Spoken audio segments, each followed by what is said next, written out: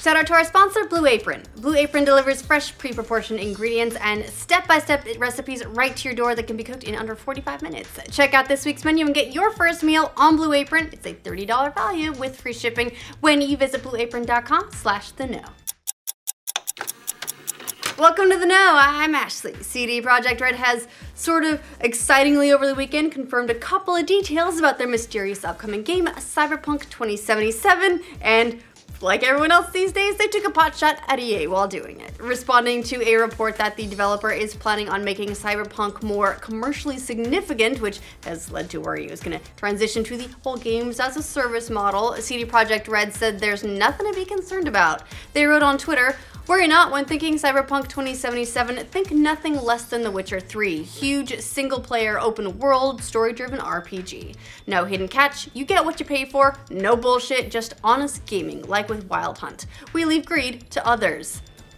What others?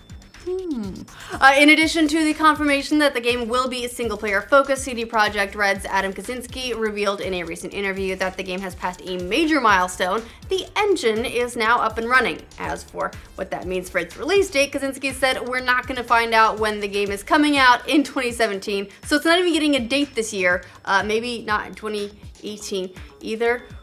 It's going to be a long wait, but I mean, it'll probably be worth it.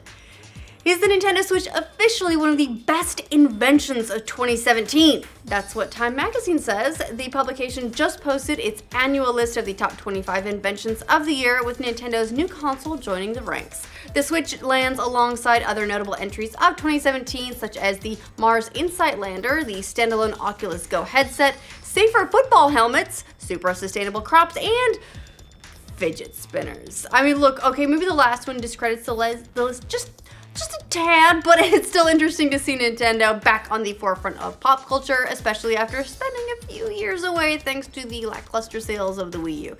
Have to see what heights the console climbs to in 2018, but it's gonna have to be high if they want to meet their 30 units per year, 30 million units per year. 30 units per year is probably doable. The wait is just about over for Nintendo fans who want a dose of Animal Crossing on mobile. The company has just announced the game is coming to mobile devices worldwide. That's everyone outside of Australia, because Australia's got it already, on Wednesday, November 22nd. So that's this week. I mean, yeah, okay, so probably everyone already has Australian accounts and already deep into those designs, but look, now everyone else can join on the fun if it was hard to figure out how to create an Australian iTunes account, because they do try and trick you a couple points. And the best part is that here in the US, at least, it is going to be dropping right before Thanksgiving, which means you can ignore your family while building up your own mini camp. It's going to be a good time. Happy holidays. Now, no one knows exactly what Platinum Games producer Hideki Kamiya is working on following the shutdown of Scalebound, but the legendary video game designer has a few ideas of what he would like to work on. Of course, the problem is that most of the stuff he'd like to do all belongs to his former employer, Capcom. Still, won't stop him from pitching him some ideas. Kamiya said in a recent interview with Dengeki PlayStation, as translated by Silicon Era, "I want to work on a Devil May Cry and Beautiful Joe remake, or a true sequel for Okami. A cooperation with Dante from Devil May Cry and Bayonetta might also be fun. Dear Capcom, if it's okay with someone like me, I will help anytime. Best regards, everyone. Bow down your heads together with me." You heard him start praying. Okami, guys, we could do this. We could make this happen. Instead of just getting like remasters and getting prettier versions of Okami, we could get more Okami, right? Please. Okay, I know that maybe other people like some of the other properties more, but I'm just such a big fan of that franchise. Now, with all the discussion going on around loot boxes these days, it seems like another regulating body could be entering the ring. Reports have surfaced that French Senator Jérôme Durain sent an official inquiry to France's gambling regulators, ARGEL.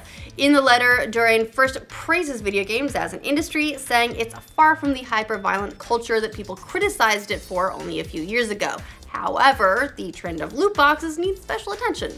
Durain writes, "While I do not think it is necessary at this stage to put in place specific legislation, I wonder about the desirability of providing consumer protection in this area. Quite aside from the acceptance of the practice, some observers point to a convergence of the video game world and practices specific to gambling. Transparency is not common with regard to statistics governing loot boxes." So he's not pushing for any specific regulation just yet, but does say he might want to think about putting some safeguards in place to prevent predatory measures or actions on behalf of video game companies. So it'll be interesting to see what they come up with. It is official. Zelda Breath of the Wild is Game of the Year. At least, that's according to the 35th Golden Joystick Awards, where it racked up a total of 5 awards. The game also won the Critics' Choice Award, Best Audio, Nintendo Game of the Year, and Best Studio. As for other awards, Horizon Zero Dawn won for Best Storytelling, Cuphead won Best Visual Design, and PlayerUnknown's Battlegrounds for Best Multiplayer Game. The award for Most Wanted Game went to The Last of Us Part 2, and Civilization creator Sid Meier won a Lifetime Achievement Award. Accepting the award, Meier said, "I would not be here without the fans." Can we get a sequel to Pirates? I would like more Pirates, please. Just sign me up. Some Marvel Heroes players are not happy after it was announced the game's servers are going to shut down next month. The MMO has been around on PC since 2013, but earlier this year it was ported to the Xbox One and PlayStation 4. Recently though, Marvel said it's ending its relationship with developer Gazillion Entertainment, and they'll be shutting down the game where you can buy playable characters like Spider-Man. Well, some players who spent a lot of cash in the game are now asking for refunds. One player told Kotaku he spent $400 in microtransactions and asked Xbox support for a refund, but yeah, no luck. Other players have also been told they won't be getting refunds either, so that's kind of a bummer, but also $400 in microtransactions, dude? Come on, you're making us look bad. We've got some information about what to expect in Year 3 of Rainbow Six Siege. Well, actually, we can boil it down to one word: zombies. Yes, Ubisoft has teased that Year 3 is going to start off with zombies, with Season 1 featuring 2 new operators, which have experience with bioterrorism containment. It'll go down in a new mission called Mission Outbreak that will be a 3-player co-op zombie killing event. As for the other seasons, well, Season 2 takes you to Italy, and Season 3 will have operators from Scotland Yard in the UK, as well as Delta Force. Oh, and Season 4 will be set in North Africa, including a new map in Morocco. Like in past years, the game will be getting new content updates every 3 months. Each update will have 2 new operators. Year 3 starts January 2018. It's just like the actual new year, makes it easy to keep track of. Alright, you guys, sit down for this one, because you'll realize how fast decades go. This past weekend, Sunday to be precise, marked the 10-year anniversary of the launch of Uncharted: Drake's Fortune on the PlayStation 3. Now don't you feel old? Of course, developer Naughty Dog has gone on to release a total of 4 very well-regarded adventure games that might just be the signature franchise of the PlayStation at this point.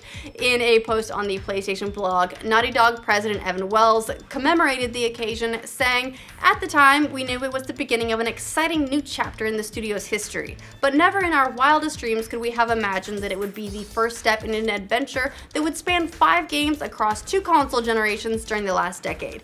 To celebrate the anniversary, they're releasing a new wallpaper theme for the PS4, as well as a skin bundle for multiplayer enthusiasts. Naughty Dog also posted a video looking back at some of Nathan Drake's greatest hits over the last decade as he tells his brother all the adventures he's had. Now, he's got some bad knees at this point from all that jumping and the climbing, lots of rope burns, but hey, he's charming as heck, so he's fine.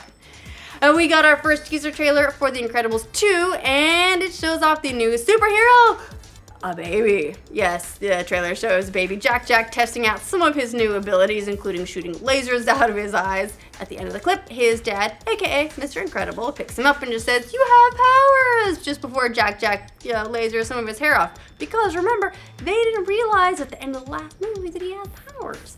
As if raising a normal baby wasn't hard enough. The new movie will apparently start off right where the first one ended, and it hits theaters on June 15th, 2018. Man, you guys, it's only like half a year away. Germany really